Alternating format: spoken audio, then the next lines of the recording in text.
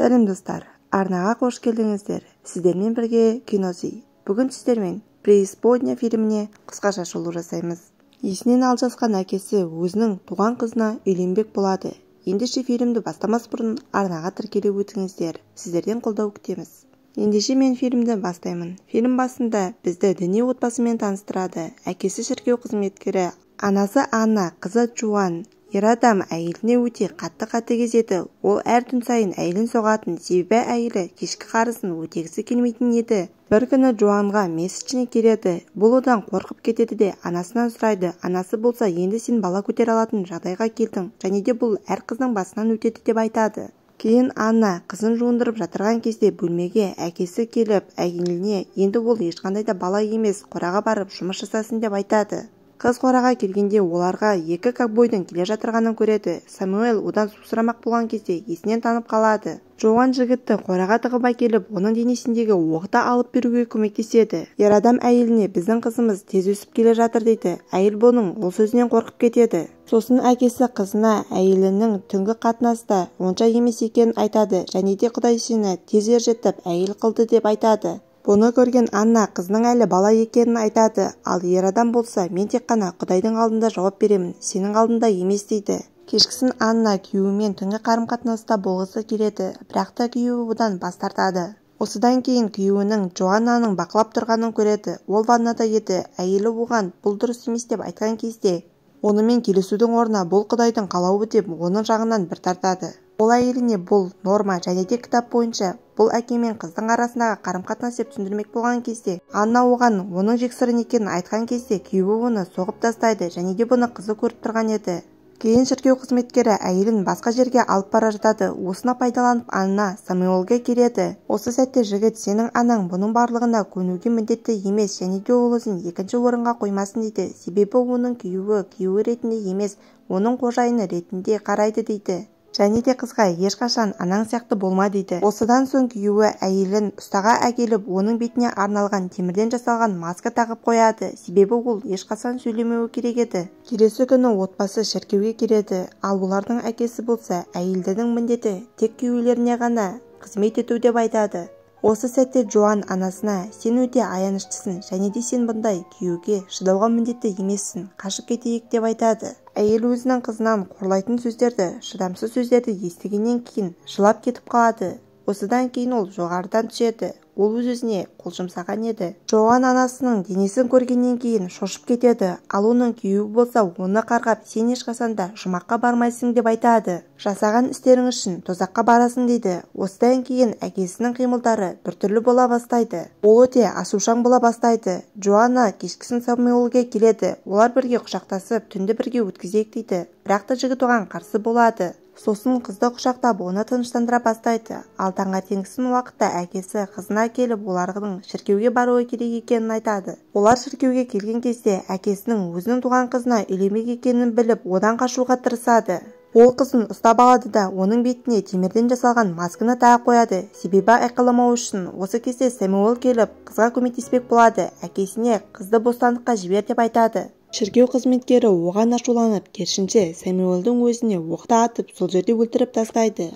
Осыдан соң әкесі қызын лай топырақпен сүйреп әкеліп, қорлап, үйіне келгеннен кейін оны шешіндіріп, ременмен соға бастайды. Ал Джоанна болса тек қана жылай береді. Осыдан кейін әкесі оның мойнынан сипап, мен сенімен бүгін нәзік боламын дейді. Олар түнді бірге өткізгеннен кейін қыз әкесі ұйықтап жатырған кезде далаға қашып кетеді, және де бұл жерге қайта оралмаймын дейді. Себебі әкесі оларға неше түрлі қорлықты жылдар бойы жасап келген еді. Осыдан кейін қыз бар күшімен бұл жерден мүлде қашып кетеді. Осыдан соң қыз қашу барысында қиналып айдалаға келіп құлайды, есін жоғалтады. Осы сәтте оларды бір адамдар тауып алады. Қыз құтқарылдым деп ойлайды, бірақ та оларды әйелдерді сататын ер адам ұстап алған екен. Осыдан кейін қызды жезөкшелер үйіне әкеледі. Бұл жерде қыздардың неше түрлері бар еді, және де олар белгісіз ер адамдармен сөйлесіп жүреді. Оны осы жерге әкелген ер адам кетіп қалады, және де Франк есімді ер адам қызға, сен енді осы жерде өмір сүресің деп айтады. Кешкісін қыз ұйықтап жатырғанда төменнен біртүрлі дауыстарды естиді. Джоанна бөлмеге барған кезде белгісіз ер адамның жезөкшені пайдаланып жатырғанын көреді, және де сол жезөкше келіп қызға, енді сенің өмірің осындай болады деп айтады да кетіп қалады.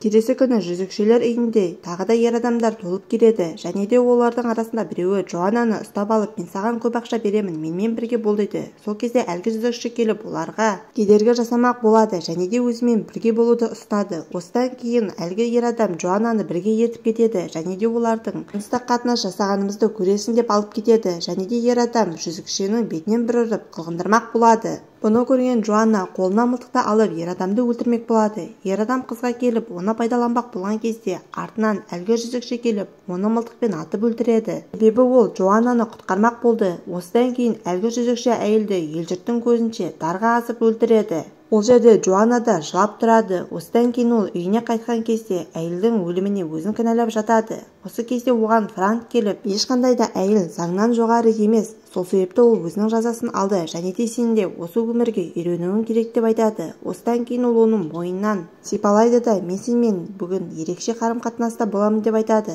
Қыз оны бірден түсініп, ештеңе жасай алмағасын, оның айтқандарының барлығын жасайды. Осыдан кейін арада бірнеше жылдар өтеді. Джоанна өзінің жаңа өмірін қабылдайды және де ол жезөкше болады. Және де оның Элизабет есімді құрбысы бар еді. Элизабет кешкісін бір адамға қызмет көрсетіп жатырып, ер адамның тілін тістеп алады. Ал ер адам болса Франкты шақырып, әлгі жезөкшені жазалауды сұрайды. Осыдан кейін Франк келіп, бүкіл жұрттың көзінше әйел адамды жазалайтынын айтып, оның тілін кесіп алады. Осыдан кейін қыз бен Элизабет екеуі мыңғаулар тілінде бір-бірімен сөйлеспек болады. Осыдан кейін қыз өзін кінәлі сезініп, Элизабет үшін тұрмысқа шығу үшін бір ер адамды іздемек болады. Және де олар егде жастағы ер адамды табады. Оның әйелі өлген екен және де оның баласы бар. Сол себепті ер адам Элизабеттің тілі жоқ болса да келіседі. Себебі ол тек қана үйді жинап тамақ пісірсе болды деп айтады. Және де олар кешкісін Элизабетті қашырмақ болады. Осы сәтте Фрэнк келіп, бүгін кешкісін белгілі бір ер азамат келеді деп айтады және де барлығын әдеміленіп киініңдер дейді.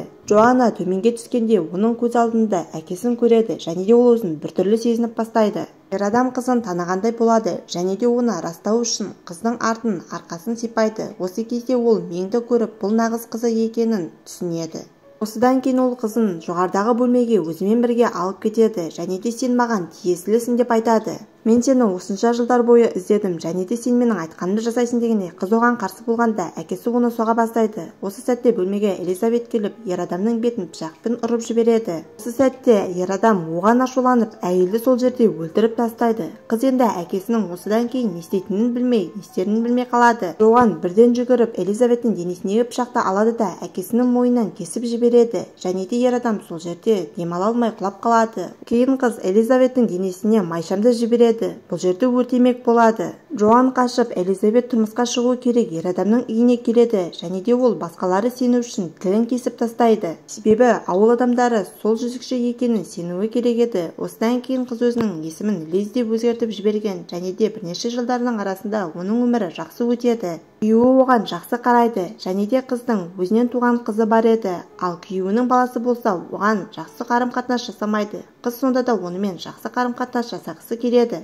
Бір күні ауылға тағы бір дінтанушы келді, шіркеуде қызмет атқарады дейді. Осыдан кейін олар бұл жерге келгенде қыз артына қарағанда әкесін көреді және де оның қалай аман қалғанын түсінбейді. Әкесі оны бірден таниды. Кешкісін олардың үйіне келіп, қыздың күйеуін өлтіріп тастайды. Қыз өзінің не істерін білмей балаларына алаңдап, оларды бірге алып кетеді. Үй өртеніп жатады. Джоанна екі баласын алып бұл жерден қашып кетеді және де олар қашып бара жатырғанда ауа райы өте салқындап кетеді. Жылқы болса сол жерде тұрып қалады. Енді баласы оны қозғау үшін өздеріне керекті затты алмақ болады. Осы сәтте орман арасынан қыздың әкесі шығып, баласын бірнеше жерден мылтықпен атып өлтіреді. Әйел не істерін білмей жылайды. Бірақ та оның қызымен бірге ары қарай жол жүруден басқа амалы жоқ және де олар ұзақ жолдан кейін күйеуінің әкесінің үйіне келеді. Әйел оған күйеуінің өлгенін айтады, ал әкесі болса жылайды. Джоан оларда басқа амал жоқ екенін, сол себепті енді әкесінің келгеніне дайындалу керек екенін айтады да қолына мылтығын алып дайындалып отырады. Ол әкесін көргенде оған атады, бірақ та оқ тимейді, себебі арақашық өте ұзын еді. Әкесі осы сәтте қызына мен сен үшін ең қорқынышты нәрсе істей аламын, не деп ойлайсың дейді. Джоан бірден қызына жетіп келеді. Осы сәтте артына қарағанда қайнатасының өліп жатырғанын көреді. Енді ол өзінің қызын алып бұл жерден қашпақ болады. Бірақ та оның артынан әкесі келіп Джоанды ұстап алады және де оны сол жерде байлап қояды. және де Джоанға мен сенімен кішкентай кезінде не істедім, қызыңа да соны істеймін дейді. Әкесі оны ұрып болғаннан кейін оны пайдаланбақ болады. Осы кезде Джоан оған жол бермеу үшін өзінің қолын сындырады да әкесіне келеді. Ол оған лампыны лақтырып жібереді. Оның үсті бірден өртке шалынады. Содан кейін мылтықты алып оны атады. Осының арқасында әлгі ер адам ақыр соңында сол жерде көз жұмады.